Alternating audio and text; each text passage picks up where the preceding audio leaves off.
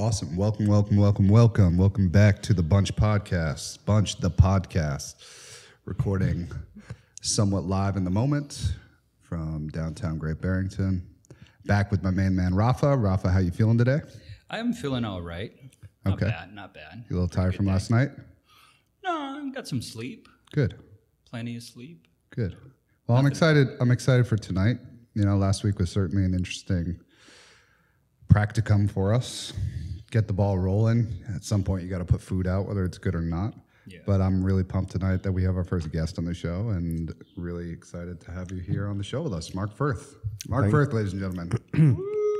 Thank you very much. Thank you. Thank you very much. That's nice. I'll be here all night. Yeah. Hopefully not. I don't want to be here all night. I'm going to be we all have lots. Yeah, we all have lots of this.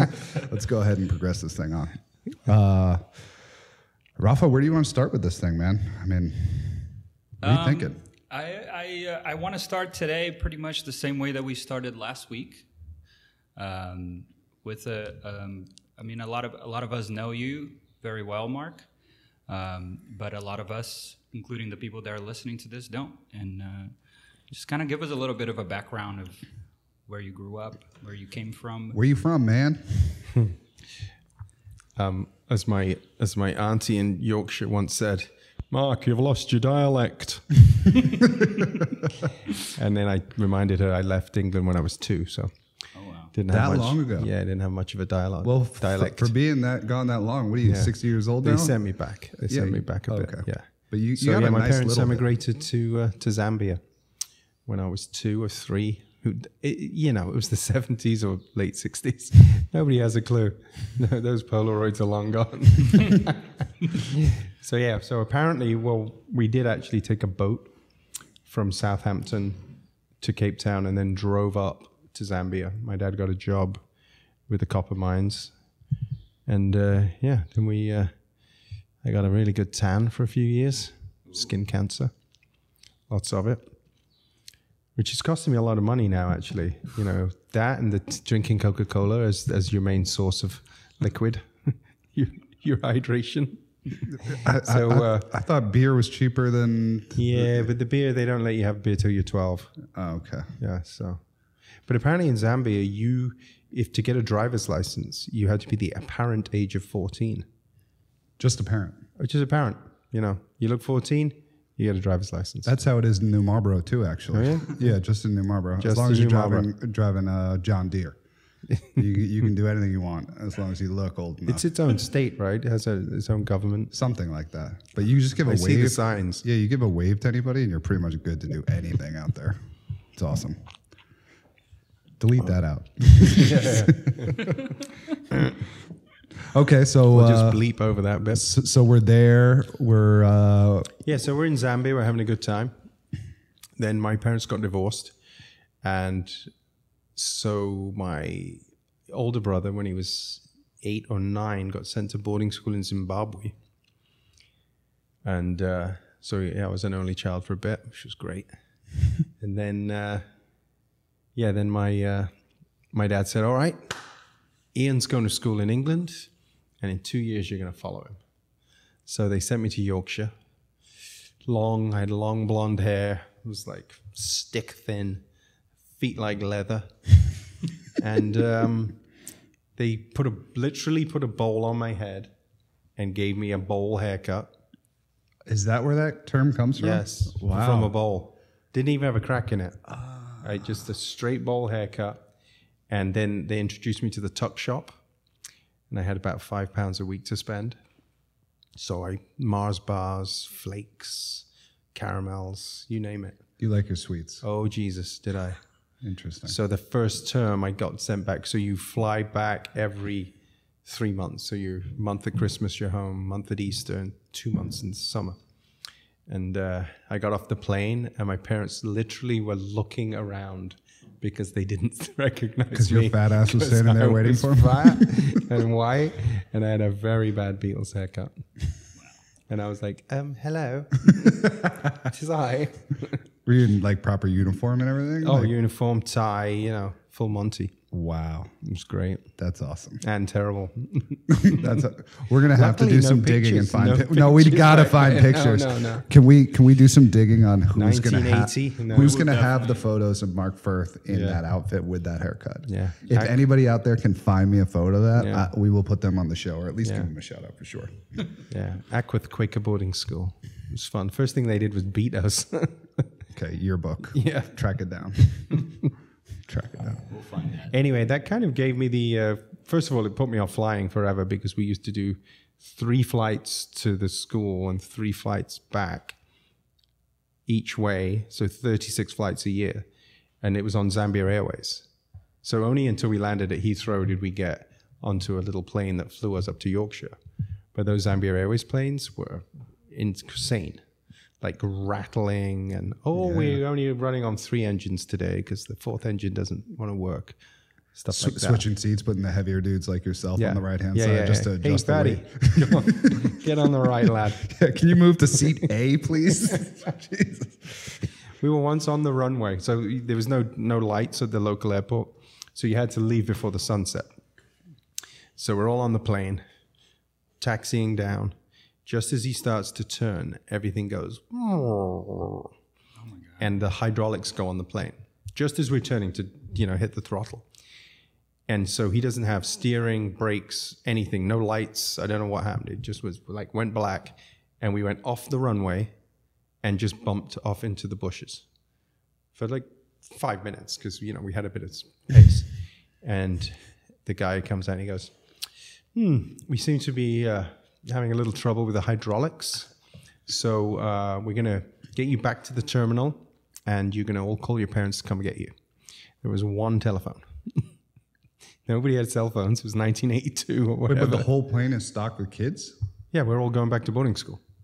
Oh. Yeah, there's a couple of grown-ups happen to be, going somewhere. Wherever grown-ups go, who knows? But we were all ready for some flying fun, with bottles of vodka hidden in our luggage and stuff like that. Not me, honestly, Dad. And then, so they drive the little truck with the stairs on the back, bumping across the field. We're looking out the window. It's bumping along. He's back and forth trying to get the right angle. They open the door, let us off. We have to walk all the way back, it's like a mile back to the terminal. And then every person's my phone number was 3456. So when it was finally my turn, 3456, bring, bring, just rang. Because it was an hour's drive away. So they hadn't even got home yet. Oh, man. So, yeah, anyway. Good times. I don't like flying. Okay. Not a big fan. Okay. Is that where you ride your bike so much? So I ride my bike everywhere. You get a new look. Because I would fly from Monterey to the restaurant. Right. Yeah. No. It could happen, though. Okay, so we're in boarding school and whatnot, but what's going to get you to this beautiful country that we have? The Sunny Berks? No. Take me to the U.S. Brooklyn. How did I get there? I got my call-up papers for the South African Army. I'd left Zambia. My dad had moved back to England. I moved with him. I didn't do the right college course that he wanted me to do. So then I had to find a council flat. It wasn't a lot of fun. So I called my mom in Johannesburg, and she said, I've just left Ken the Rat, her second husband. You should come live with me in Johannesburg. So I got a job in a local nightclub called The New Rebecca's. Never met the old Rebecca. Yeah. And saved up money, flew over there, and then lived there for about 1.5 years and got my, if you want to stay, you need to join the South African Army. And this is 1987, I think. This is coming from your parents or from the government? From the government. Oh. Yeah, you can't stay in the country. I had a British passport, so you can't stay in the country unless you give up your passport, you join the army, you do your national service. So I thought, well, that's not a very good idea. This is 10 years before the end of apartheid. So 7 years before the end. Give me a little bit of that wine while you... Yeah. So yeah, I moved to London, lived in London for a year, didn't really like it. And then I went to Spain for a couple of months, really dodgy, like Costa del Sol, Torremolinos, Marbella. And I met a guy and his girlfriend, and he said, I'm going to Italy next year to watch the World Cup. It was 1990. So I thought, oh no, that sounds fun. So I stayed in touch with them. And March, he calls me. He said, I'm at the British Institute in Florence. I've got a huge apartment. The World Cup starts June 15th or whatever.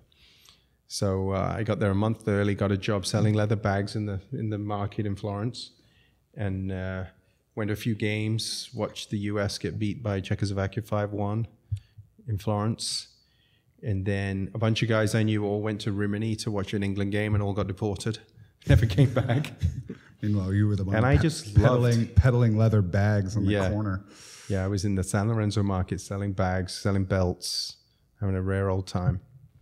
And I liked it. It's like, well, where am I going to go next? So I stayed stayed there for a year. And then I got a call from my mom. I met a lovely guy. Meanwhile, Ken the Rat's died in a car crash, sadly. R.I.P. Ken the Rat. And so I say to my roommate and my fellow bag seller, James from Chicago, do you want to come to South Africa? My mom's getting married. And he said, sure, mate. He's from Chicago, so I don't know why he said it like that. And so we basically sold everything we had and a few things we didn't, and had enough money, and we got a flight to London. Then I borrowed money from my bank. I think I paid him back. And we got tickets, but we couldn't get tickets on the same day. But we promised each other we'd wear our Keith Haring Free South Africa shirts on the plane. Awesome.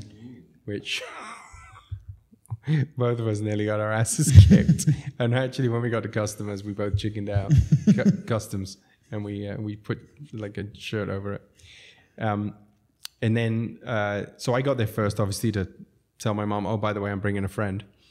And she said, where have you been? I've been calling that apartment. We postponed the wedding for 6 months. I was like, oh, shit. All right. She said, Cape Town's lovely. So my mom shipped us off to Cape Town. And we spent 6 months working at the Hard Rock Cafe in Cape Town. And ended up back in Johannesburg. And at some point, I felt, the long arm of the South African Defense Force was going to find me. And so I flew back. We were like, all right, we'll go to Barcelona and we'll do something for the Olympics. This is James and I. So we fly back to London, and he says, I'm going to go to Amsterdam. It's my birthday. I've got some friends there. So he goes to Amsterdam. I stay in London, get a job, save up a little more money so I can get to Barcelona. I meet a girl in a pub, and she says to me, in a Yorkshire accent, which I won't try.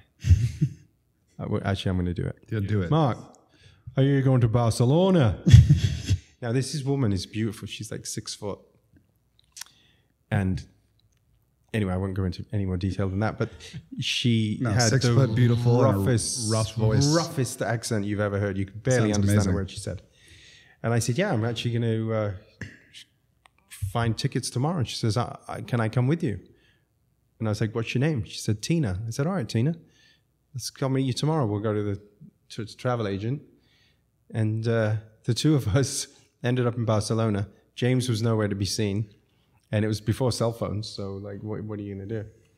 I told you I would ramble and ramble for hours, by the way. It's okay. That's what we're all No, this is crazy. Because as I'm listening to this, I'm thinking to myself, like, we got to come up with a way of telling people's stories in like 4 minutes. Because like, I've always thought, like, man, like, my life would be a crazy movie. But as I'm listening to this sounds like a new iteration of Euro Trip. You're like bouncing all over the place. This is wild. Yeah, it's like European Vacation with Chevy Chase. I mean, it's all fair. But long story short, she gets a job on the Olympic Village selling sandwiches, and I get a job as a laborer. She's making $1,000 a day. She goes to the supermarket, buys some baguette and some ham and makes sandwiches and sells them to all the, Italians, Dutch, English, all the people working on the building site. And I'm getting paid as a laborer to carry sheetrock up and down the stairs, $1,000 a week cash. It's insane. They want to get the Olympic Village finished. Gotta get it done. So we spent money like we went out every night. I mean, Barcelona's a lot of fun. We went out every night. I was like buying clothes and, but we worked 6-7 days a week. Still managed to stay out all night. And finally they said, okay, the Olympics starts in 2 days. Let's clean up the site. Cleaned up the site, and then they fired all of us. And I was thinking, well, they didn't finish it. It's just, it's half finished. So surely we're going to have a job. They'll call me on Friday. But there was like a very funny little, the mascot for the Barcelona games was called Kobe. And there's a picture of him with his empty pockets. And that's exactly what happened. So I had spent for 6 months, $1,000 a week was gone. I had to hitch all the way back to Florence, where my friends still lived in my old apartment, and like sleep on their couch until I could find a place. And I was back selling leather bags. I just my gosh. like gone on this epic trip, and I was right back in Florence. So yes. So then I got a job in my favorite bar, Stonehenge. Ooh. And I started doing a happy hour for students, like British and American students. And then every one of them said, what are you doing here? You should go open a bar in America. And I said, sure, I'll go to Boston. And they were like, what? Boston? I like you these should go people. to New York. I like these people. So I didn't go to Boston, even though I had a job, because my friend, one of the leather bag sellers, dad apparently owned a bunch of bars and restaurants in Boston. But I ended up in New York because I met a girl from Brooklyn. And there you go. I was in Brooklyn. In Brooklyn. And I we went did some things in Brooklyn. Yeah, I went to the Odeon as a job. By this time I'd saved up $3,000 because I was working hard in Florence in my little dive bar called Stonehenge. And in 2 weeks I'd spent the whole lot. I'm not very good with money. And my friend was like, well, they're hiring at the Odeon. They interview every Tuesday. So I walked in. There was a guy called Bruce and a guy called Edward. Edward loves Italy and has a house in Rome. And Bruce was from Zambia.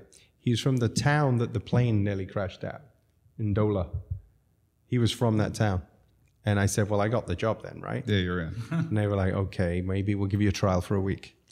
So, I worked at the Odeon. Then, which is awesome because I grew up like down the block from the Odeon. Yeah. And my first girlfriend in 3rd grade, her father was the chef of the Odeon. And he's one of the people who got me into Stephen cooking. Lyle? Yeah, Steve Lyle. Exactly. Oh my God! Yeah. He lives in Hillsdale now, right? Yeah, he bought a house up here. He's now in the Berkshires. In fact, we should jot him down as somebody to get on the show because he's seen a lot of shit and he's opened a lot of restaurants for sure. Yeah. Now the question is there a chance that you saw Mark at the Odeon? No, I wasn't really eating at the Odeon at that point. I was more, skateboarding past it. Yeah, my first Thursday night, they had a late shift on every night. Most of the waiters finished at 11, and if the more you got in with the better you were, you got one of those late shifts. So finally, I got the Thursday night. My first Thursday, I had Robert De Niro, Harvey Keitel, Calvin Klein. Like you could go to every table. Lou Reed and Laurie Anderson. Every table was like a major celebrity. And it was just me and a bartender. Tribeca was hot. John Kennedy Jr. He used to ask me for cigarettes. And then one night, this new person, while I was trailing a new person, and John Kennedy Jr. came up to me. What do we call him for short? I don't know. JJ? John?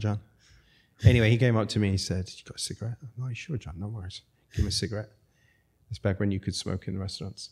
And this girl was like, those are good. Oh my God, you know him? I'm like, yeah, he comes here every night.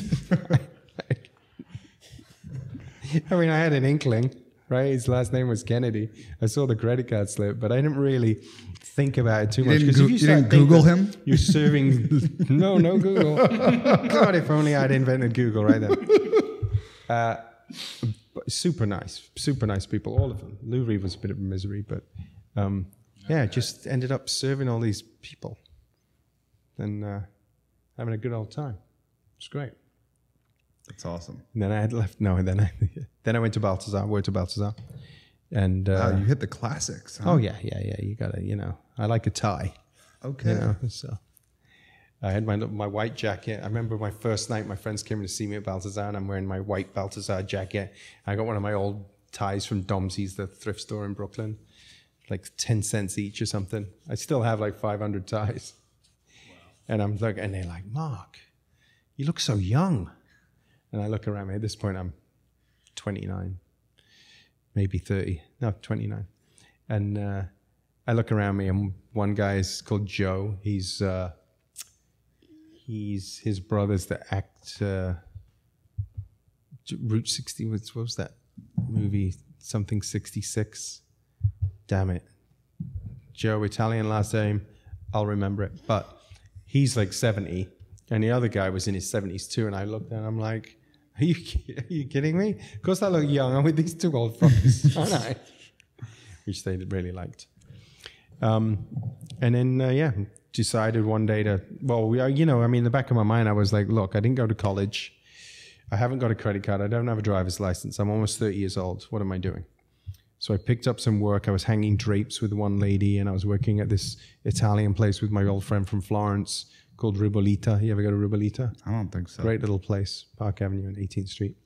And I just started working, just like, I'm going to save money. And a little diner in Williamsburg up the street from my loft came up for sale. And my roommate was working at the Odeon. And we don't do it now. We're never going to do it. And the building was for sale. Ray's dad, Ray, had owned it. And he was famous for having a massive Colt 45 behind the bar and asking if you wanted gravy or natural juices on your turkey sandwich. Couldn't ever work out which was what the difference was. They both looked like crap. And I remember when Ray Jr. showed us the place, he opened the door. Now, no one has been in this place for like 2 years. It was like, it's mice skeletons. Mm-hmm. And he's got a police badge around his neck, but he's not a policeman.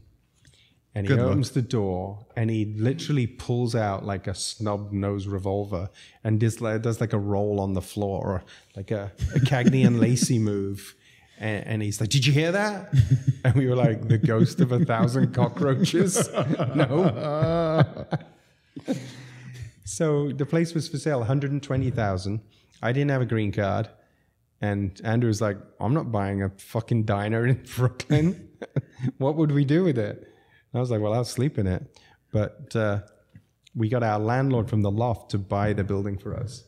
And he gave us the first year free because we were apparently the craziest people he'd ever met. Oh my God. Yeah, and it was busy. Well, of course, we found a really good chef, so Caroline Finanza. So, wow. How much did the network that you had at the moment play a part in finding staff and a chef and just like... Oh, so we did everything. I bartended and hosted. Andrew bartended, waited tables, hosted. His girlfriend at the time, who was working at the Odeon, she waited tables. Caroline had a couple of friends, so then they worked. And then funny thing is, Derek Holt, who lives up the street, is a graphic designer. He was one of our first line cooks. And he made all the iconic like diner shirts, Marlowe and Sons shirts. He lives on Bridge Street now. Really? And he just did the menu for me and the T-shirt for the restaurant. It's like we've come full circle. Wow. Now we just need Caroline to come and do a few shifts at the restaurant. But it was crazy. We all worked 7 days a week. We didn't take credit cards for the first 6 months. We'd like go home with money stuffed in our pockets. The first night we invited all of our friends. And I counted the drawer at the end of the night. I goes, Andrew, we made $800. And he went, yeah, we spent $2,000 on booze, you idiot.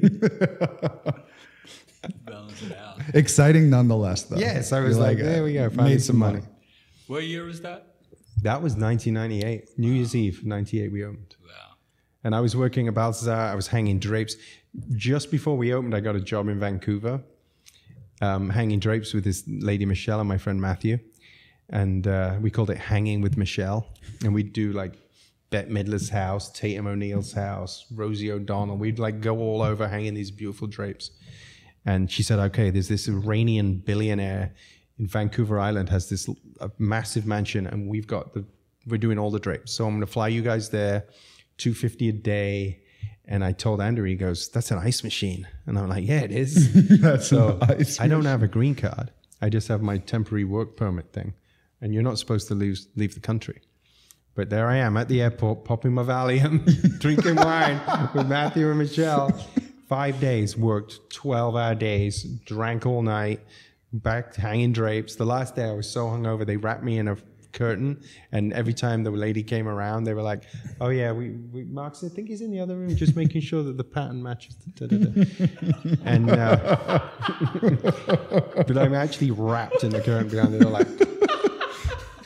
I met 2 English girls who worked at Marks and Spencer's in Vancouver, and they took me out in the town. Oh my God. Anyway, we get back on the plane, take our Valium. So we've been working and drinking for 5 days straight.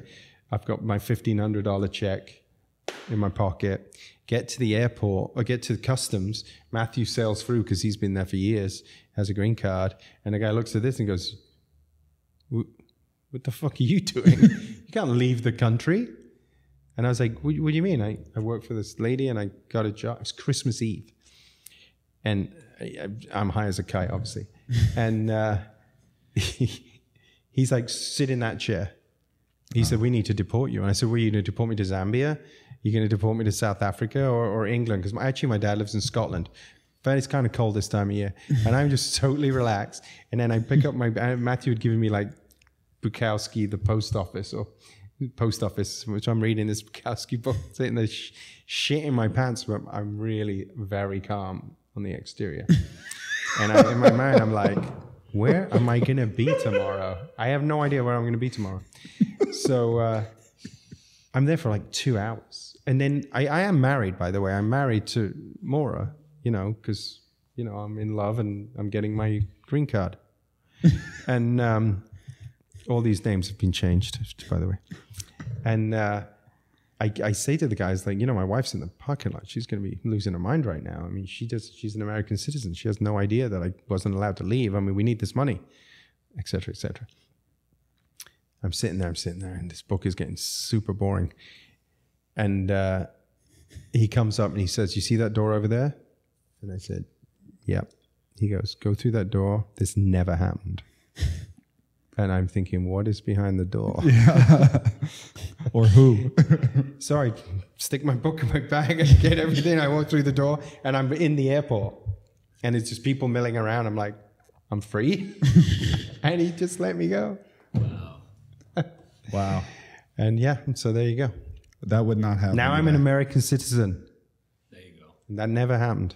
That's awesome. Yeah. It was a good time. So you got the ice maker. I got the ice maker. I think it's still running. the restaurant. 22 years later. So Diner was the first one. Diner was the first. Then just before 9/11, we found a tiny space on Bedford between South 2nd and South 3rd. And our sous chef, what was his name? Didn't end well. So the last time I saw him, he was like up against the wall and the police had the guns out against him. He was like a binge drinker, super lovely guy, but he would go on these binges. And says the guy who was rolled up in curtains. Yeah, pot calling the kettle. Yeah, he was a great chef. He was from Oaxaca. And he made amazing staff meal. So we're like, staff meal, let's open a restaurant. Yes. And so we found this place, and it had this old sign. It looked like a shopping cart and then like a pile of beans with an egg on it or something. It was like one of those old school, supermarket signs. And it said Tonita. And the guy, Ishmael, who owned the restaurant that was renting to us, that was his wife. And Tonita owned the restaurant, and they owned the building. And he said, my wife has died, so I need to rent out the restaurant. And we're like, great. So we had all these menus. Derek, who lives down the street, did all these menus, and it said Tonita, da-da-da. And then we had lime soup and tacos and, all this great Mexican food. And it was super authentic. We were like, don't cook for gringos. Just, cook the food you want to make and make it spicy and do everything the way you do it at home. And we got our friend, the electrician, who would show up, sit in his van with a pint of vodka, drinking at 7 a.m, and then he'd come in and do so I wonder if it might have burned down by now, but we said, hey, will you wire up the sign? So the opening night, we flicked the switch and it said Tonita. And then it was like restaurant and da-da-da. And we heard the stomping. We heard this running down the stairs. And the guy comes screaming. He's like, my wife's name is flashing in the window. We're like, yeah, we called it Tonita. He's like, turn off the sign. We're like, really? He's like, yes. And he's fucking going crazy. So we call up Derek and we're like, shit, we're going to have to change the menus. He goes, no, you're not. He says, I'll make a B. You just stamp a B over all the T's and call it Bonita. We're like, genius idea. Yo, you have a thing with names, dude. You got a thing with names. That's insane. Yeah, so Bonita lasts a long time. So we signed. So did the sign. We were in there. Oh, yeah, that sign, I don't even know if it's there anymore.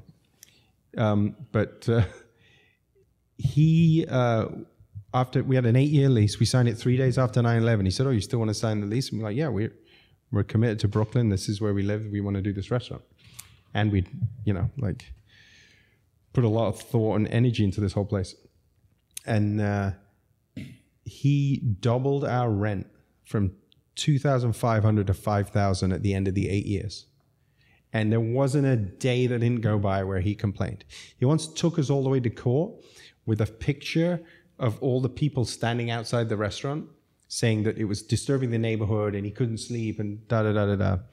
And it was, the judge looked at it and there was one person's foot with a New Balance sneaker on, and it was the fucking New York Marathon. He'd taken a picture out his window of all the people and said that that was happening every day. And he got busted for that little foot for the New York Marathon. Wow. So then he doubled the rent and he really thought we weren't going to call its bluff. And we were like, all right. We went in there one day, we took the stove, everything we'd put in, we took out. Left him with this, like his empty restaurant. Wow. Actually, the half of the bar is table 52 at Marlon, at Prairie Whale. The other one, Prairie Whale. The other, whatever these restaurants are called. Wow. Yep. There you go. That is awesome. That is pretty wild. How does that, so from that point on, how does a man that opened all these restaurants and bars in Brooklyn end up in the Berkshires? Well, we always wanted a farm because we were doing farm to table because Caroline, the chef, was just fully committed to. She worked at Peter Hoffman's restaurant in. See, look at this. The brain is gone. I can't remember a thing anymore. She worked at a farm to table restaurant in Soho before she started with us, and that she brought that whole ethos with her. And so we were buying from local farmers for years and years. And the more we got into it, we actually one year rented a refrigerated truck and drove to Pennsylvania, drove upstate, and would pick up vegetables. At this point, I think maybe we just had Marlowe and... No, we might have just had Bonita and Diner at the time. But we would fill up this truck and drive it back. And then whatever we had left over, we'd go to other restaurants in Brooklyn and say, hey, we just came back from Pennsylvania with all this great produce. Do you want to buy some? And they would look at us like, why? Baldor's coming in a couple of hours, man. Like, why would we buy this fresh stuff that you just got from an Amish organic farmer? They thought we were completely insane. So we're like, oh shit, it looks like we'll be selling that too. So can we open another shift? You have an extra night? We're up on carrots this week. But then there was the massive, remember the massive blackout in 2008? Was it 2008? Well, we still had the refrigerated truck. So like the restaurant, we just piled everything in the truck. Wow. And we were totally fine. Wow. Everything was saved. 2 days later, we opened. Everybody else was closed. Nobody had any food.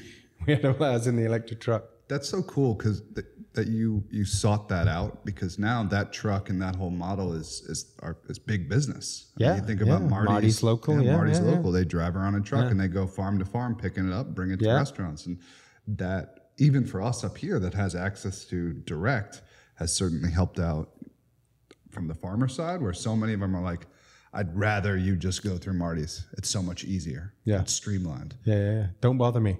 Yeah, don't bother. I don't want to drive. I don't want to talk to you. I just want a pick sheet. And it's been a streamlined thing. But here you are in Brooklyn, people figuring out how do we get it done. Yeah. Well, we need it for us. So, we bought, I still actually have the car. It's an old 66 Lincoln. And we bought it. Andrew and I were like, we need a car.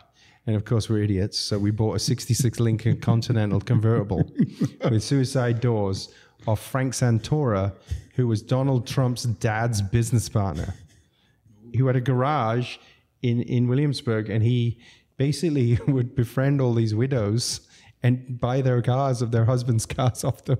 Genius. Another great business and so model. we went in there, and there was a gold caddy 2-door, 30 feet long. There was this Lincoln. There was a bunch of other like Chrysler New Yorkers, and he was like, "Well, yeah, $6,000, 7, 5, 4," and we were like, "We're going for the Lincoln." So we used to drive it to the farmer's market and fill it full of vegetables. It was that big. Wow. It's funny because I still have the car and I never drive it up here because it's the worst Berkshire car. First of all, people would be like, who the hell's that idiot? But when you're driving to Long Island or driving through like Flatbush, that car, everybody loves it. What year is that? That's amazing. Here, they're like, get off the road, you gas guzzling idiot. It's electric. It's biodiesel. It's a Flintstone car, honest. Yeah, I mean, I'm seriously embarrassed to drive it, but I'm saving up for my Rivian, so I think I'm gonna sell it. I mean, it's just sitting there. 5, 6. Yeah. I don't know, though. Now that new show of The Lincoln Lawyer is out, maybe I'll get some more money for it. Sweet. Yeah. Get it in the moment. Get a new ice maker for the Prairie Whale. Yeah. I could probably sell it for scrap. Anyway. Yeah, so we're running around selling vegetables. Oh, and Andrew's wife now, Kate, her dad decided to grow organic tomatoes. So he instead he doesn't do things by halves. He rented like 100 acres and planted so many tomatoes. And they were amazing, but he just didn't have the infrastructure to do anything. So we drove there with the refrigerated truck, filled it, and I'm still wearing the suit because my thing was, I don't know, it's kind of cheesy now, but the secondhand warehouse down the street from us had $10 suits. So if you spent a good few hours there, I had Armani, Christian Dior, Ralph Lauren, all these suits, and I'd like get them tailored and fit. So I would wear these $10 suits, and everybody else was covered in tattoos and wearing, Ramones t-shirts, and I'm wearing my $10 suit with my 50-cent tie. Driving home in your Lincoln. Yeah, and driving around in my Lincoln when gas was $2 a gallon. And so now we're selling tomatoes at the back of at the McCarran Farmers Market from Lancaster, Pennsylvania. And I'd work until 2, 3, 4 in the morning and be like, shit, it's 7 o'clock, I've got to be at the farmer's market. And I would just put on the clothes that I'd taken off because I was like always on the line. And so I was there in my suit, no tie, at 8. And I would have glitter on my face. Wild times in Brooklyn back then. And I didn't wear the eyeliner anymore. That was my youth, my new romantic days. But people would look at me and they'd be like, what the hell are you doing? What is in these tomatoes? Which, if we have time, reminds me of my Marco Pierre White story. Do we want to hear that? Yeah, please. Okay. So a few years ago, Marco Pierre White's doing a documentary series, and he's running all over New York. Fill me up a little bit here so I can hear that better. I'm at the restaurant. It's 10 o'clock in the morning. At this point, we have the butcher shop, Marlowe and Daughters. We have Marlowe and Sons. We have Diner. And we've churned Bonita. We've lost, but we had another Bonita, which is now Roman's, a little Italian place. And so Marco Pierre White comes in, and he basically staggers in the front door, and there's a camera crew with him. And it's 10 o'clock in the morning. It's like a Wednesday. I don't even know what I'm doing. Maybe I'm doing inventory or ordering wine or something.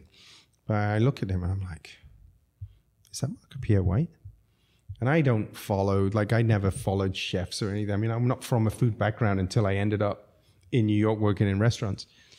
And, I was selling brain dead shots. What do you call that? It's when you put the Kahlua and Bailey's in a shot. But anyway, that's what I was doing in Florence and selling leather bags. But so I go in the kitchen. I'm like, is that Marco Pierre White? And they're like, yeah, what the hell is he doing? I said, he's with a bunch of guys that got a camera and everything. I said, he said he wants a burger. And they're like, oh, okay. I'm like, so you guys make him a burger. I'll give him a tour. So I take him to the butcher shop, and he's like running around, and he's wearing a tuxedo shirt, but the jacket's long gone, the cufflinks are gone. He's flapping around. Whoops. And I'm like, oh, come and see the butcher shop. Come and see the grocery store. This is where we do our oysters. This is the walk-in. This is, we butcher the meat here. And I'd give him the whole tour, and he's like, where's my fucking burger? But he's posh. So he's like, where's my bloody burger? And I'm like, oh, it's coming. Let me go and check in the kitchen. I go in the kitchen. Like, where the hell's his burger? I'm like, well, the grill wasn't on and we didn't know if you were joking or not. Like, where's the burger? We haven't made it yet. I'm like, oh, Jesus. I go out there and he's like, where's my burger? And I'm like, well, it's going to be a little while still because we had to turn the grill on. And he pulls out $100 bill, like a big wad of bills. He gets $100 bill. He rips it in half, throws 50, half 100. This is how out of it he is. Throws half $100 bill on the counter and storms out with his camera crew. And I'm like, what the hell just happened? If you don't know who Marco Pierre White is, Google him right now. Pause this episode and go ahead and Google him because he is one of the most influential and first badass chefs. Crazy. Badass. He had a restaurant across. So at some point in my travels, I ended up, it was like the summer of 95. I went to my brother's wedding in Kenya. Didn't have enough money to get back to New York. I was working at the Odeon, and my job, I was just gone for for my brother's wedding. And I ended up working in London for 3 months just to make enough money to get back to New York. And nobody would give me a job. I'm like, I work at one of the busiest restaurants in New York, the Odeon. Like I have 5 tables, I make $700 a night in tips, etc. Nobody would give me a job. I go into Planet Hollywood. I tell them my spiel. They look at me. I say, I grew up in Zambia. You're hired. So I have a badge, Mark, Zambia. And I work at Planet Hollywood for 2 months. One of my customers, the first day, Marco fucking Pierre White. No way. Because his kids love Planet Hollywood. So this is way before the $100 bill incident. His kids love Planet Hollywood and like burgers and anything American. And his super fancy restaurant, I can't remember the name of, is across the street in Leicester Square. So he was there every Saturday for brunch. I think he was divorced, and that's when he had his kids. And he'd sit there and he'd be wearing his full outfit, like the Chef Whites and everything. Oh my God! In another life, I'm going to meet you at my restaurant. Yeah. And you're going to rip up $100 bill and throw it in my face. That's awesome. And the fact that you said he puts 50 on the table is so good. So good. It makes logical sense. It's exactly what I was going for. We all understood. Oh, wild. That's awesome. Yeah, and then next day I woke up and I was in the Berkshires. In the Berkshires. There's definitely more to that story. Yeah. No. So we were looking for farms. That's how I segued and meandered. So we started looking at farms to buy just so we could have our own farm for the restaurants, because we were starting to get priced out in certain areas. A lot of people are now selling in Union Square, and other restaurants were really catching on, the whole farm to table. Woo-hoo. So we were like, well, we need our own land. So we were looking for 20 acres, and we looked upstate for 7 years. And every place we found was, it's 100,000. But the taxes are $20,000 a year, and it's next to a gun range, or it's there's no schools, or there's this. There was always something wrong, and we came to visit Helen and Jean-Francois because we knew them from Brooklyn. Our kids were the same age, still are actually, and we were like, wow, this is a secret. This is really nice. What's it called? And we loved it. And I had another friend, Alejandro, up here. And he, this serendipity thing happened, and we. And what year is this that you're like? This is discovering 2011. 2011. 10 or 11. Yeah. And I think we came up in winter of 2010, and then we got a call in like December to look at this place that I'm at now. And we came up, and Tim Lovett was no, not Tim, the other realtor called Tim. Shit, you see, it's all gone. Donnelly. Okay, I don't Is know it Tim Donnelly. Anyway, nice chap. So he took us, and we're like on this hill. It's 82 acres, and he slips and slides down the hill on his butt in the snow, and I'm like, this is a great place. And we couldn't afford it because it was just after the subprime mortgage thing. Anyone hasn't heard of that, they should watch that movie, The Big Short. And we were like, we're super keen. And the lady who was selling it to us was like, well, I want this much. And the bank were like, well, we're going to give you this much. And I was like, well, I only have this much. And we did some juggling for about 6 months. And then the land trust helped us buy it. And we put it under Agricultural Conservancy. And I basically, we got the place.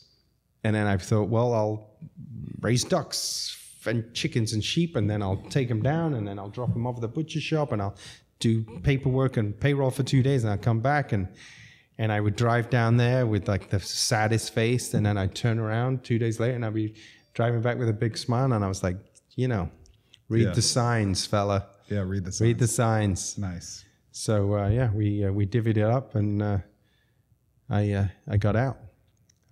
So, I mean, opening those restaurants was the best thing I ever did, but selling them was pretty much equal. Like getting out and having the freedom and just being able to, because when you're so buried in something, we just did a project every 2 years. We're opening new places, we're traveling. We had all these like ideas. I mean, we went to LA to look at like hotels in the early 2000s, and we were going to Miami to open a diner in Miami, and we like had all these ideas, and really we just stayed in Brooklyn.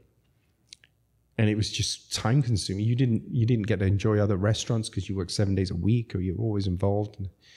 And just, I took a year off, and I was like, oh, this is amazing. What am I going to do? Well, that was my next question is like, how quickly did you feel like you had to get back into it? I enjoyed that year, and I tried a bunch, I was like, I'll raise pigs and sell them. And then my three butchers actually from Marlowe and Daughters had opened the meat hook at that point. And they were super keen for me to raise pigs for them. And I just was like, what am I going to do with all these suits? I haven't even started on the shoes yet. So I say, I think my heart is in the restaurant business. So what do we need in Great Barrington? And what we needed at the time was a place where you could get a burger and a martini and a fried chicken and a Budweiser or whatever equivalent.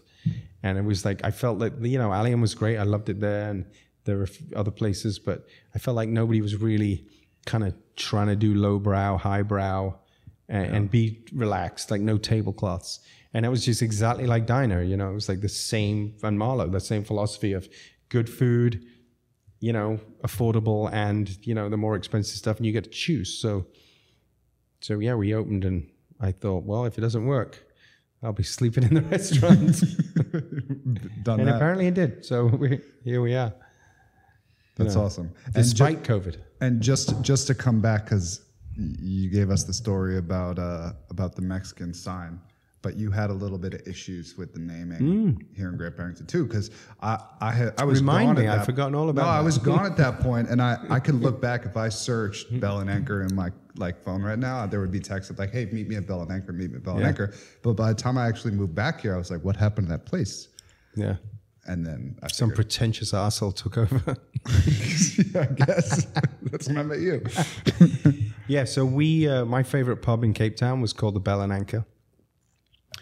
And we were thinking like Herman Melville, like Moby Dick, it's like, let's just play with that and just, have a nautical theme and a nautical name and be nothing like that. Just do farm to table food. And we loved it. And somebody in Long Island had a restaurant called the Bell and Anchor. Who knew? But he didn't have it when we did the search. So between us doing the search, me building the place with a couple of my friends, which took a long time, somebody had changed their name from the Anchor to the Bell and Anchor and trademarked it, and then served us with a cease and desist. So luckily, What was it? I'd met Six months into it? yeah, we must have been 6 or 8 months, and it dragged out for months too, because we were like, why can't we send a very nice letter? Why can't we all live together in peace and hold hands? You can eat for free here. I probably don't like fried fish, but you know. And he had like the most expensive asshole lawyer, like $1,000 an hour, like the rudest asshole. Like, we're obviously a family little business, and we did our search. They knew that they had used this name and trademarked it. We're idiots. We didn't trademark it because we didn't think to. We didn't think the guy in Cape Town was that concerned. And so in the end, we settled. I don't think we paid him a couple of $1,000 for infringement or whatever it was. And I had already liked the name Prairie Whale because there's a guy in New Marlborough, Mill River, on the way there, called Ed Klausmeyer, super nice guy, and he had a wood mill outside his house. And I rode by on my bike one day, and I said, "This thing's awesome." I said, "I'm building a restaurant. You know, could you mill some wood for me?" And he said, "Well, I'll do it, but you've got to help me." And he gave me a crazy cheap price. And I'd cut these. Sean Stanton told me, like, you need to cut those cherry trees down. They're going to land on your garden. So I'd taken these trees down before the restaurant was even, we even, paid for it. And so this guy, Ed, and he helped me mill all this stuff. And my friend Noah was up from Brooklyn, and we just milled wood for 3 days in a row, like 10-hour days, and drank beer. And at one point I was like, "Ed, I really need to use the bathroom." He said, "Yeah, just go in, past those big trestle tables and on the left." And I walk in there, and there's 300 lamps in a room this big. 300 lamps. And I come out and I said, I didn't pee in a lamp. I used the bathroom. And I came out and I said, "Ed, what's with all the lamps, dude?" My best American accent. And and he goes, "Oh, they're most of those lamps are Prairie Whale lamps." And I was like, "What?" He said, "Prairie Whale lamps." Like, what the hell is a prairie whale? He said, "That's what they called pigs in the 1800s." I didn't know that. Idiot. Jeez, I thought I was good at history too.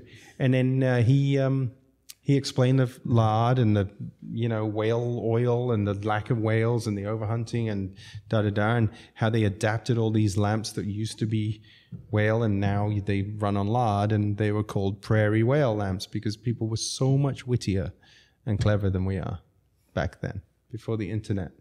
The internet's ruined everything, apart from memes. And then I said, "That's a great name for a restaurant." And he was like, "Really?" 2 minutes ago, you didn't know what that was. And so I told Bettina, and she was like, "I don't know. I think I still like Bell and Anchor." And then we got sued. So you had a So I got Bell and Anchor. Yeah. That's so whoops. No, I didn't. Nope, I got the Prairie Whale.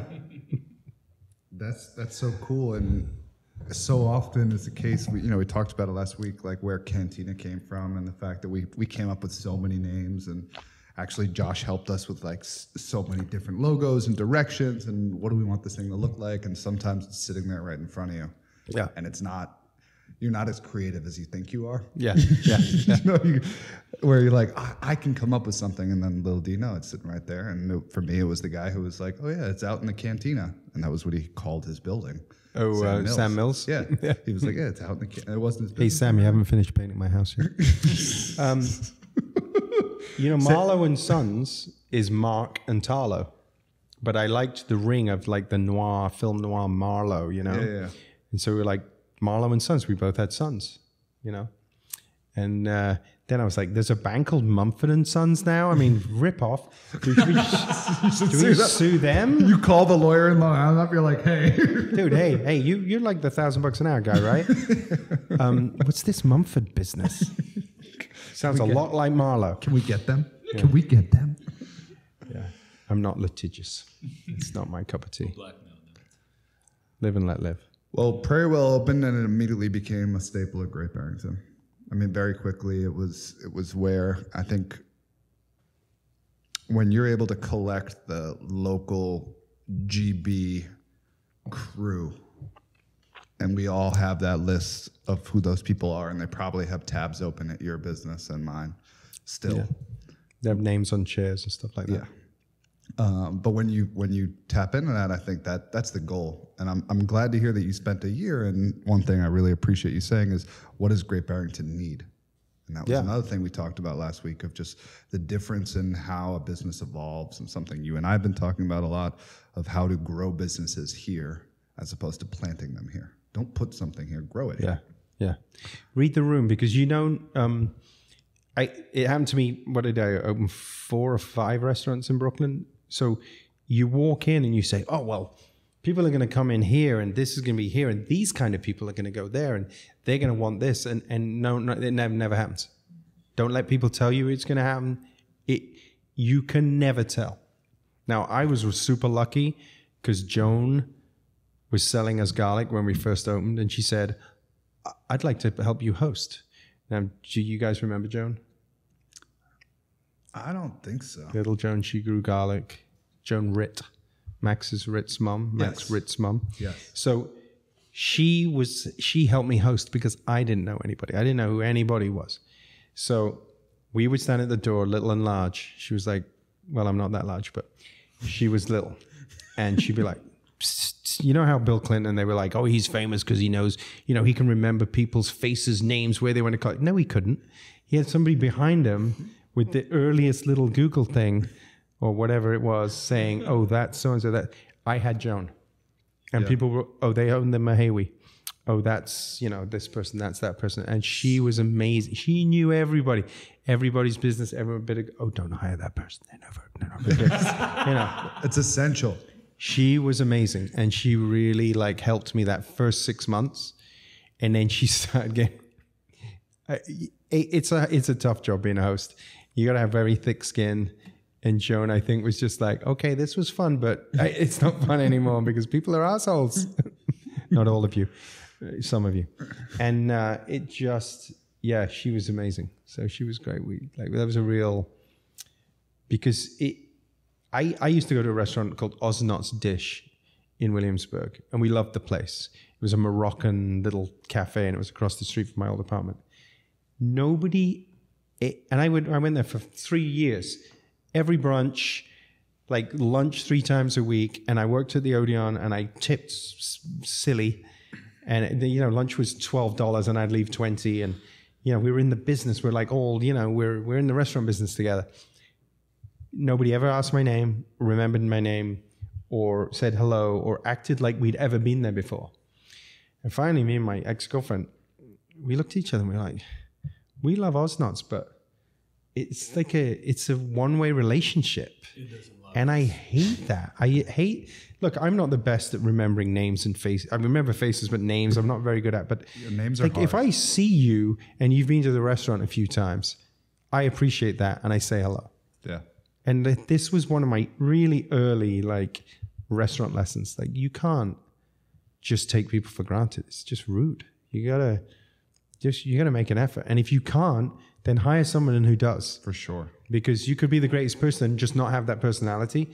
Then just don't be the front of house, because you're doing yourself a disservice. And I think that's come through. I mean, so many people, even people that are new to the area. I was hanging out with Terry and Terry last night. Oh, they're from the best. Granville House, and they're going on just how cool is it? You show up at the Prairie Whale, and and Mark's there, and then you see these people over here, and that's where it starts, with just noticing. You got to pay attention. Yeah, the tiny. It makes me laugh when people say, "Oh, well, locals don't go there." I'm like, well, maybe you don't know them, but this restaurant right now is 90% locals. Yeah, and that's what makes it great for me. I mean, I don't want to go to work and see a different face every day. And when you opened, did you bring people with you, or did you just start? Well, Steve the chef came. Yeah. Megan the pastry chef came. Chelsea the food runner was working at a place called the Rabbit Hole in Williamsburg. She came up. She knew us from Brooklyn. And you just said to Dan came with Steve. You just said to them in Brooklyn, you're like, hey, I moved to the Berkshires. We've talked about accommodation before a lot. When Steve and Megan moved here, they both bought 2-bedroom houses, one in Sheffield, one in kind of on the border of Monterey, for 180,000. Maybe Steve's was 190 in Sheffield. And they were like, oh, I can afford to live here. And we had a busy restaurant, and we pay a living wage, and then gradually the pendulum has swung the other way now. Steve could sell his house for 500,000, but where would he go? Right. And Megan could do the same thing, but where would she go? So yeah, we've talked about it a lot, and no, but there's no solution yet, but that's what we need to find out. That's an awesome segue for us right there. I feel like unless Rafa, you got anything else you want to touch on, I think that's a great way to go ahead and bring up where I've been busy, Mark's been busy. I was coming into the Prairie Whale every Sunday with the kids for brunch, and so we cross paths. We're in the same community for sure, but it wasn't until recently that we started kicking it so much because of exactly that. And I think we got approached wanting to start a restaurant alliance. And so we were having coffee, I don't know, 8 months ago now, having coffee with some dudes who were like, hey, late fall, you guys are, we want to make sure you guys are on board. We want to bring you into this thing. We want to create a restaurant alliance and really start to harmonize the businesses and figure out what the things are to really have the food economy here catch up to where the tourism is and everything else. I think they all just wanted more restaurants because they probably couldn't get into either of ours. And they're like, we got to do more.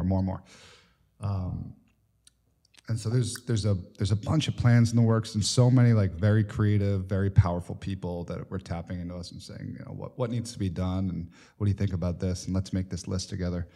And Mark and I kind of chatted on the side, had a quick sidebar, and looked to them and said, look, until we sort out the housing situation, there's no point in trying to fix anything else, because that is the foundation of everything. And with the employee crisis that's going on right now across the country and whatnot, I think that this is definitely one of those critical pieces that is showing us where the pitfall is. And that's why we've been talking about just that. And so many houses that, again, were $180,000 10 years ago, as soon as the pandemic started, just skyrocketed up, and duplexes and multifamily homes that were being rented out to workforce people that were living and working here in town just got booted to the streets, essentially. I mean, quite literally, people were forced out of their house and asking their landlords that were selling, where do you expect me to go? And there's been nothing, and the real estate agents did really well, and they were in the weeds. Yeah. Like we've been for so long. They were looking for inventory. I bet they were. Yeah, they were knocking on doors like, hey, you've been here a while. You want to move to Florida? Great government. Or Otis. Otis. That's in Florida too, right? But Mark and I have been exploring. We met up actually with an architect as we were both outside of the Cove, talking about what we could do with the Cove. Yeah. I said bowling. Yeah, but then it turns out neither of us knew anything about bowling. Yeah. How many pins? 9? 10? I don't know. How many apartments can you get behind the bowling thing? Exactly.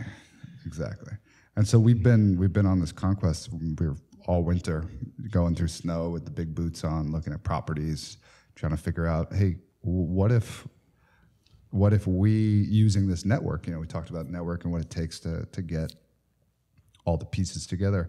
What would it look like if we went through the private sector to raise money and start to do some good for this town that went way beyond our own benefits, and was really about doing something? Because I think, as you mentioned, what am I really doing as you were working so hard? And I think everybody hits a point where I think, what's the end goal here? Yeah. Is it just to keep working the restaurant? It's just keep going. Well, going. And you do know, it's, you lose money for 6 months of the year, and then you make money, you break even for 2, and then you make money for 3. Is that 12? How's my math? Anyway, you lose one. See, I'm terrible at math. But you're basically filling up the coffers June, July, August, September, and then you watch it disappear you're running on fumes by May. And you can't operate in a cycle like that. But also, you now have got this added thing where people need to be paid more, and we've always tried to pay we've always paid a living wage, but the cost of living has gone up more than we can afford because I can't put the prices up. That's a grass-fed burger from Holiday Farm right now. Now, if I sold it at a 30% food cost, that'd be $25 with the French fries and the mayonnaise and everything. The perceived value of a burger is still 12 for most people. Yeah. People, when I put up a sign saying no workforce housing, no workforce, people thought, you're going under because, you're the, I don't know, I got some email of a crazy person, but I'm not going to even honor that here. But they missed the point completely that we can't even open a restaurant. We're already trying to survive, and people, we can't afford them the wages they deserve because we can't put the prices up more. It's a circle. Now I'm rambling again, but it's just it's a catch-22 for restaurants. Totally, and I think that's a big part of the reason I was super pumped to get on here and talk about it, is just to educate people on that. Because as you decide, all right, you know what, I do need to raise the burger price from 18 to 20. The other side of that is that you're getting this perception of, he's just raising the prices because he's catering to New Yorkers and he's pushing the locals out. Meanwhile, you're trying to support the locals. I'm buying from the locals. You're buying from the locals, you're hiring the locals, and they're trying to live here. And if they can't make a certain threshold of money, there's no chance. And so you're totally right. It is a catch-22 of like where can you make up that difference? Because we started adding 3%. Gets to the check that gets shared with the kitchen, get all of it, and it's an equal share between the dishwasher. Everybody doesn't matter your position, you get an equal share in the kitchen. And in the summer, that night, whoever's working, that's awesome. Yeah. So on a Saturday night, that's generally $4.55 an hour extra. For everybody. Now, what people don't understand is, why don't you just put up the prices? Well, those are the rich people saying, put up the prices. Right. Well, then the waiters make more money. Right. And so I'm paying the kitchen more because I put up the prices, but the waiters are making more money. So that disparity and that like tension between the front and the back of the house is still like, well, why are they making $250 a night? Right. And I'm making $150. And I'm the one who's working my ass off. I got here 4 hours before they did. Yeah. And I prepped. Yeah. And then I got to clean the kitchen. Yep. You guys can't even wipe out the fridge. Yeah. Or put the pizza dough. Trust me, I people talk to me about this. I get it from all sides. Yeah, I think that's what we've been talking about, is just where and how can we change the understanding from the consumer side, because without the consumers, we are nothing. We're in the service industry. This is what we enjoy doing. Yeah. But trying to find a better system that's going to allow for these people to just bloom and enjoy and be treated and appreciated for the hard work that it is. There's no question about it. Like, working in restaurants has always been challenging, but at this point in the world, I think it's not looked at as a labor job, like you carrying up sheetrock, back and forth. It's artistry, it's creative, it's professionalism, it's so many things. But without those wages, restaurants are not going to be people around. Ask me, where did all the people used to have so many staff? Now the other night we closed down the outside, even though it was like 65 degrees and nice, because somebody was sick and didn't come in. So we didn't have enough people. Mm-hmm. So we were like, okay, well, let's consolidate. It's nice, but we see people outside, we're going to be stretched. And then by 7, they're going to be saying, it's too cold, we're going to want to come in. So we made a decision. Let's keep everybody inside in these 2 sections. Mm-hmm. People got mad. Yeah. And someone said to me, well, why can't you get staff? And I said, one thing COVID taught us is that people don't like to be yelled at anymore. And people are rude. Mm-hmm. And 18-year-old kids don't want to get yelled at. And grown-ups don't want to get yelled at because your burger's overcooked, undercooked, had bacon, didn't have bacon. People get meaner and meaner and meaner. And everyone's just trying to work. And they get to a point where, like, you know what? I'm going to take that $15 an hour job at the pot shop. Yeah. And maybe they'll give me a little pot on the side. Or at least 20% off. Or is that what happens? They get a discount? I don't know. I thought it was like a residual, like a high, just working in the store. You're like, oh, I feel great in here. It's like you ever go to those... It's $15 an hour. Sign me up. But it's like people, they didn't have to work in the restaurant. All my professional women with children who worked for us for years, who I love them all, every one of them said, I'm not coming back. I'm going to do this. I'm going to do that. I'm going to open a store. I'm going to, whatever, because it's not worth it. Right. It's not worth the stress. Well, people need to be nicer. It's a challenging thing. I know I feel it all the time. I have a little bit more perspective than your average customer, but it happens to me. It's natural. You go in somewhere, something goes wrong. You wait a while. You're standing in line to order a sandwich or coffee, or you're watching, and you get frustrated. Yeah. I get it. But but we're grown-ups. Yeah, exactly. So everybody else needs to have that awareness that nobody's trying to screw you. Yeah. Nobody's intentionally, at least rarely. Yeah. The couple of times I found tongs in a bathroom at certain places, that was clearly intentional. Tongs. You never found tongs in a toilet? Oh. But like take one moment. I like to say to my kids all the time, because my kids have grown up in restaurants, and restaurant kids have a lot of opinions about so many things. So like, oh, well, this was wrong, and this, and this. Like, look, take a deep breath and know that everyone's doing their best. And right now, you can't win because you're going to get upset if they don't seat outside. And guess what? You would have been even more upset had we sat outside and waited. And you didn't have any water. Minutes. You didn't have any water because you know what? The girl's running back and forth. The guys. So you got to cut your losses at some point and realize that people are making decisions, and they're educated decisions, not just on the fly. You didn't flip a coin and be like, outside or inside tonight, let's figure it out. Well, let's be assholes. Yeah. Let's say no. I want to say yes. Always. But sometimes for the good of the group and for that restaurant's like a runaway train. If you derail that on a Saturday night because 17 people didn't want bacon, wanted this person wanted fish, bacon with their fish, half cheese, no cheese, cut it in half, fry it. You can't do that. Can't do it. You can't change the whole menu for the 192 people that are eating tonight. And we try and say it as politely as we can. And I put it on the menu, look, please, we just can't do this. It's too busy. It's not, it's not that kind of restaurant. It's like a machine, and we're serving 200 people. Yeah. And obviously way more than that on a, summer night. And I feel like we had reached a point before COVID where the people who didn't like that had stopped coming, and everybody else who liked it was like, oh, I only waited 15 minutes for my food. It was great. Everything was smooth. I was in and out in an hour and a half, and you know what? I wasn't ready to leave, so I had a drink in the garden, and they were happy. And then COVID happened, and people got stuck at home and maybe lost relatives. Who knows? I mean, 1 million people died. Yeah. And everybody reevaluated their lives. And in the beginning, people appreciated restaurants. And I feel like now the pendulum has swung the other way.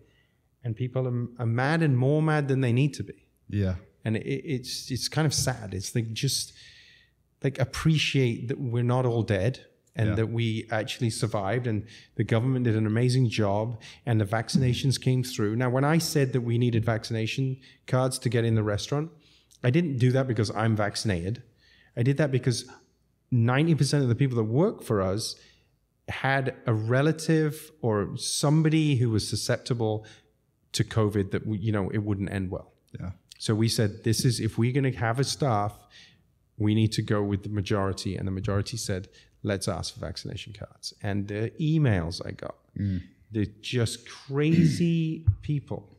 Selfish. I mean, it's so selfish. Just like, you know what? Hey, I love you. You didn't want to get vaccinated because of your reasons. Yeah. I still love you. Totally valid. You just can't come to the restaurant. Yeah. And you need to accept that because you made a decision and then I've made a decision. Yeah. But people just can't do that. And I'm going on a bit of a rant. No, it's good. But it's the internet that has created this divisiveness. Now we're all like dogs with the screen door, right? We're all barking at each other, and the shit people write online. And then you meet them in person and they're like, Awkward. There's, You know, definitely, like, there's did I definitely a say little that? bit of- there's definitely a gap between the persona, the person that comes and talks to you right in front of you and tells you how Yeah. it is, and it seems like once they have that ability to just type things into their phone or into their computer, Yeah, it's taken away any human contact. it So completely changes. you've been dehumanized, and you're fair game. And you that's talk in a way the that you wouldn't talk ever. you would never talk to people like that. I mean, we're just like not like we are civilized people. Exactly. And the internet has taken away the civility. The death of civility is the internet. But yeah, I mean, some of the stuff, the emails are just like, You can't please. how dare you? Hey, I'm sorry, don't come. And when we reopen, you'll be welcome back. It's that simple, right? You can't please everybody, and you do have to pick a lane and stick to it. Yeah. And you know what? That is the personality of the business. And I know it's not just you. I know that you're taking My 40 employees, exactly, right? Exactly. That's which they're not seeing. They're seeing it as you. Yeah. Mark. But it's not Mark. It's Mark acting on behalf of so many different people. Yeah. And the truth is that we need to understand that restaurants, front of house and back of house, like what a great terminology. But the truth is, like, we are all at some level back of house. Like, we're all hidden back there, right? And you only ever see the front of house as a customer. Oh, yeah. And people need to know there are so many other decisions and factors which can't be talked about. And I hope that this platform is some way to educate people and get a little bit of a look, you know, like reading Kitchen Confidential for the first time, Yes, where you're just exactly. like blown away. You have no idea. Well, you know, Anthony Bourdain said that the most insightful thing about Yelp, because I have a big problem with Yelp. Me too. We have a terrible Yelp rating. I mean, I shouldn't care, but is it ego? I mean, it's just like you're being insulted by people. No, it's because you care. And you work but so Anthony Bourdain said, you spend your life savings on a restaurant. You spend a year designing and building it. Opening night, you feed 300 people, and somebody says on Yelp, meh. Or I'm paraphrasing, but it's so true. He's like, yeah, it wasn't that great. Like, you would just like the internet has given this person who, you know, probably knows very little about food, it's in the public forum. Like anyone can read that. And he said, like, Yelp sucks. Yelp is the rudest, stupidest, worst thing to ever happen to the internet. And I'm just going to add to that. Yes, please. 2 weeks ago, we had a table and we messed up. We undercooked their chicken. Kate, the manager, went over, said, look, I'm really, really sorry. We can make you a fresh one. Our mistake. Can we buy you a round of drinks? They said, we don't want a chicken. Take it off the check. Of course we'll take it off the check. You'll never pay for anything in my restaurant that you didn't like. And especially if we messed it up, you know. Take it off the check. They ordered top shelf tequilas, all 4 of them. And they leave a 20% tip. And so the chicken was $28. We took it off the check. I looked at it. And now, you know, I'm not going to whataboutism. It was pink, but perfectly fine. I would have eaten the crap out of that piece of chicken. And so would my dog would have eaten the rest when I got home. But the bill for the tequilas was $62 for tequila top shelf, right? They left a nice tip. They went home and wrote the shittiest 1-star review. Oh, no. How the service was terrible and how we messed their food up. Now, you're basically neutering the host there. You're like, we did everything we should do. We offered you to replace it. Mm-hmm. We took it off the check when you didn't want it, and we bought you a round of drinks, $60 hour cost, you know? Yep. And then you left a nice tip for the waiter and went home and wrote a crappy review how we suck and you'll never go there again and it was the worst service you ever had. Now, I don't understand. Like, so then you should have paid for your stupid chicken and eaten it like a grown-up because there was nothing wrong with it, right? Yeah. You might have enjoyed your meal. Yes. And I'm now like, you're ruining it for everybody else. Because now you're like, okay, what do they want? How much do you think people actually read Yelp before they go out of a restaurant. Like I don't. Obviously I don't. I mean, that's debatable. If you have any brain in your head, you know, you like it. Way before the internet and Yelp, and I'm showing my age, obviously. There was a survey, and they said that if you had a nice meal, a great meal, you loved a restaurant, you told 3 people. And if you had a really bad experience at a restaurant, you told 17 people. Mm-hmm. And the takeaway was human nature is you have something good, you want to keep it to yourself. You don't want everybody going to your favorite restaurant and clogging up the seats. But people love to gossip and people love to badmouth. So, excuse me. Let me tell you, I did some research into this because we're talking about Yelp and reviews, and that reviews as a concept are actually very helpful. In fact, I looked up the definition of a review, and it's a critique to make something better. Yeah. That's what a review is. If you read it and you establish a theme, like, oh yeah, if someone's being called out by name 4 times, then they're obviously not doing a great job, and they're doing your business a disservice. Absolutely. And I do look for themes. I don't see many themes. Right, because we can't see everything. And the truth is 99% of your goods, whatever they are, whether you're a masseuse, a chef, or this, that, are consumed by your customers. So what better pool? But in our research that we've been doing about this, we found that people are, and I'm bullshitting on the numbers here, but it was 10 times more inclined to listen to a review for a restaurant than they are for a doctor who's going to do a surgery for them. Come on. Like people make decisions based off of their restaurants due to what's posted online, but don't even consider looking up, should I go with surgeon A or surgeon B? Yeah. Surgeon A chops the wrong arm off. Yeah. Surgeon A likes to drink vodka in the morning. He's sitting in his van right now. But it's a shame, and you think back to the comment card before the internet, because you said the internet ruined everything. Yeah.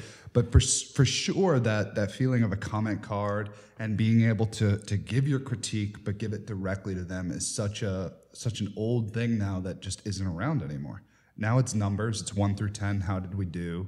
And it's going ahead and publicly ramming just a restaurant online, or any business for that matter. And don't you love, I mean, in the old days, reading the New York Times, when a restaurant that was, would get a takedown, and you would read it, and it would, as a restaurant owner, you'd be cringing, but at the same time, you're like, yeah, I went there and it wasn't that great. And someone really is calling them on their shit. And it's some kind of weird pleasure in there, and guilt that you're actually feeling pleasure. Schadenfreude. Yeah, exactly. But if you're on the receiving end, it's so flips but. There are nights. Look, Yelp certainly has gotten this two-sidedness. It is truth written on the internet, even though it isn't, but people believe it is truth. But I think people are starting to come around and realize, don't listen to everything you read on Yelp. And there's a way. I use Yelp from time to time as a way to comb through, because I can read between the bullshit. Yeah. And look at a couple pictures. And even though it's a terrible picture, I can get a sense of what's going on in the background, what's going on here. Read the positive reviews, see what people have to say. But as that happens, I think it's important for people to realize what we really want is things that can make it better. Don't just constructive criticism is great. My old chef from Diner opened a little sandwich shop, which was amazing, called Salty. Now, Diner, I every night there was a salty complaint, and now I feel like at Prairie Whale maybe less so, but still it's a reoccurring theme. Mm-hmm. And it's not because the food is too salty.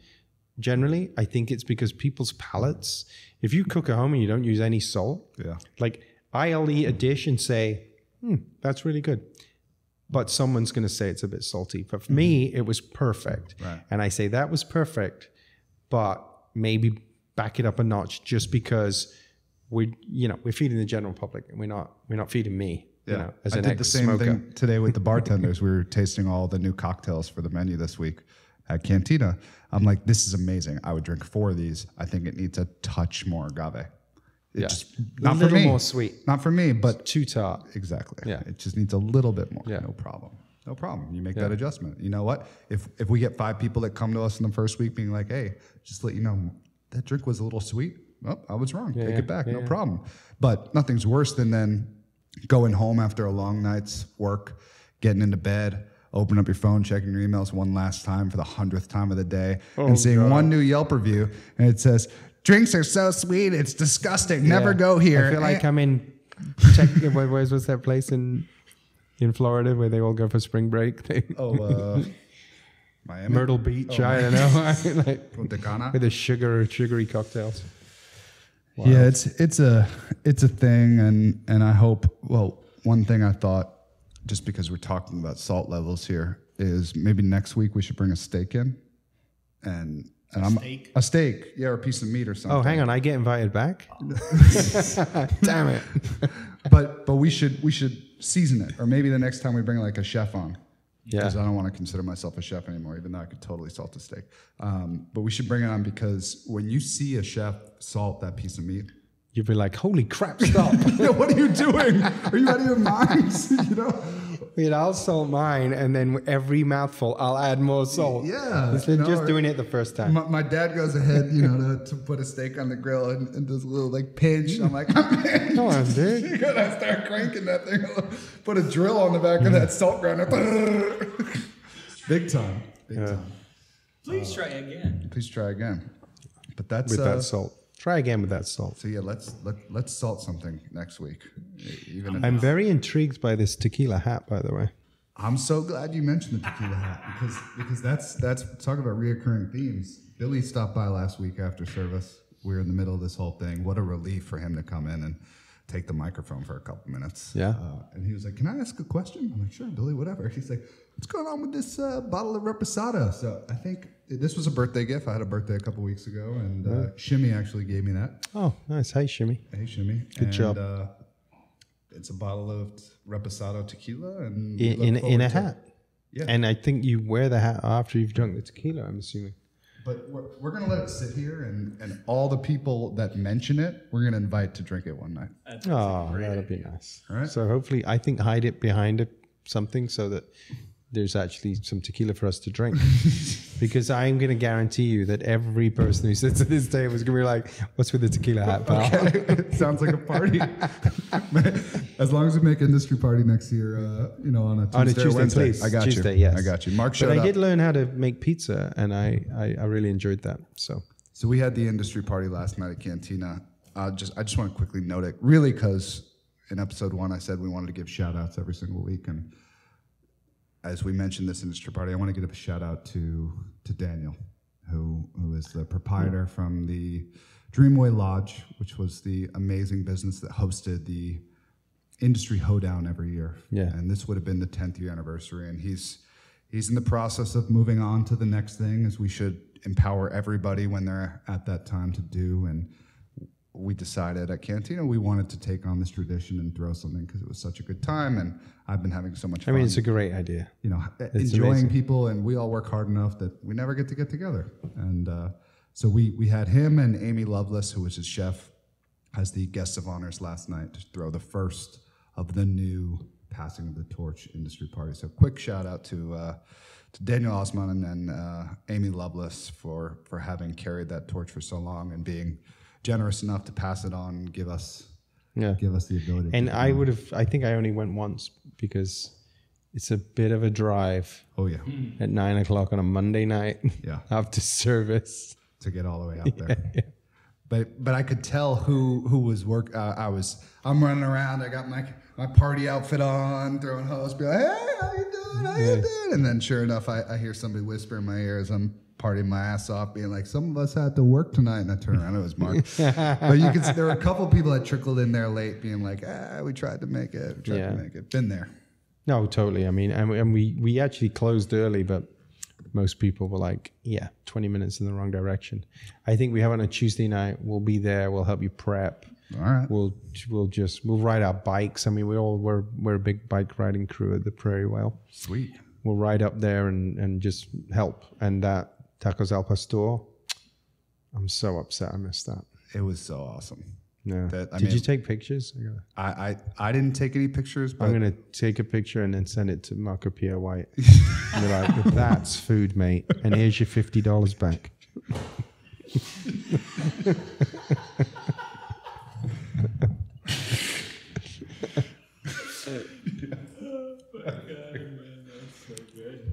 $50 not worth bloody anything anymore. That's a good story. Yeah. Well, Mark, man. Yeah, good times. Thanks for having me. Thank you for coming down. I know you got to go get some schoolwork done with your daughter. Yeah, poor thing. What time is it? I got to go write the wine menu because we're opening this week. And we'll definitely have you back at some point. Cool. As we get into some deeper stuff. And I mean, the housing thing, I'd love to talk. Well, we're going to talk about it more anyway and see what we can do. But yeah, I was interested. We could talk for hours about that, and we really could. So maybe that's a whole other subject, and we get somebody else in here too. That I'd like to get Pedro back on. Pedro on at some point, and we'll have you in for that one so we can kind of unveil some. I'll sit in the background. Honestly, I won't tell stories about random weird shit. Trust me. Like after doing last week to this week, like listening to talk is amazing. And after you see video of yourself, you're gonna be like, yeah, let's invite somebody else and get me back in here. I'll bring 2 bottles of wine next time. But that would be nice because there's definitely more to be said there. And Mark and I have been doing a lot of work to try and figure out what can be done. Hitting a lot of walls as we go, and a lot of bumps, but we're definitely together very committed to making an impact both for our businesses and for our community at large. I mean, for me, like I don't know how many days I have, how many years I have left running a restaurant, but what really excites me is I'd like to be able to do more out of the restaurant business, but for the people who are in the restaurant business and the people who are in the workforce doing other jobs, with housing and stuff like that, because that kind of sort of piques my interest way more than listening to salty chicken complaints. Yeah, and you have a wealth of knowledge and understanding of what's happened both in New York and now that I know all over fucking Europe and Africa, and certainly being here and I can hear things that you're saying to me that oftentimes I wish somebody had told me earlier on. And so I think if we can go ahead and start to solve some of those problems, knowing what we know now and helping the younger generation and this community that we love so much, we'll be leaving it in good hands for sure. Cool. Thanks for having me. Appreciate it. Thank you. Thank Josh. you.